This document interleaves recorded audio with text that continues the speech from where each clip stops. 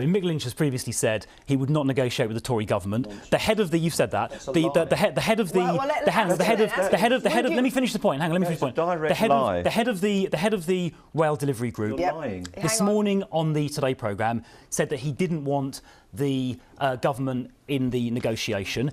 We've made money available to the railway industry. It's up to the employers to negotiate with the trade unions. And what happened this afternoon was halfway through these negotiations, while they were ongoing, the unions came out onto the street and gave an impromptu press conference, I mean, there's TV footage, saying that the strike was going to continue. OK, let's just pause. Hang on. I mean, it's on video. Now, Mick Lynch, excuse me. Mick Lynch, I want to ask you a question. I want to ask you a question. Would you be prepared to negotiate with the Tory government, yes or no? Absolutely. I've met every Tory transport minister in the last year. Bus, rail, maritime and the Secretary of State. We've never said we won't meet the Tories. What we said was that they're not at the table. I'm negotiating with the employers. You've also lied that we left negotiations on Saturday and went to a rally.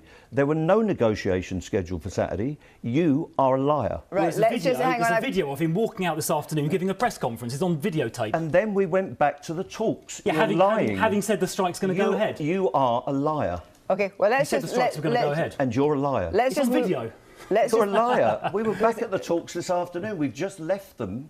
And your Network Rail managers delivered statutory redundancy notices to us. Chris Philp, let's just talk about the high-wage, high-skills workforce. Let's talk about high-wage, high-skilled workforce. That is what Boris Johnson called for. We're running inflation at 11%.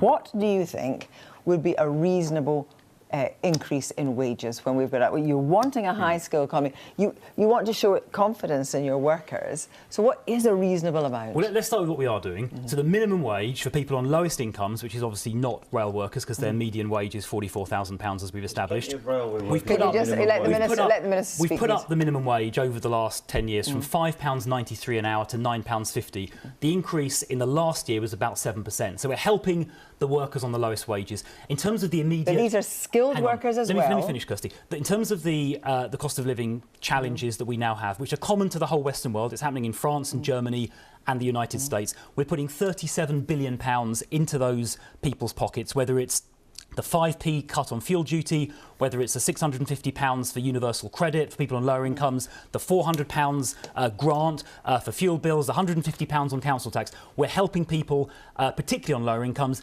get through this situation. But to come to your question, wage rises, you can't, in any economy, private sector or public sector, you can't have wage increases sustainably unless they're backed by improvements in productivity.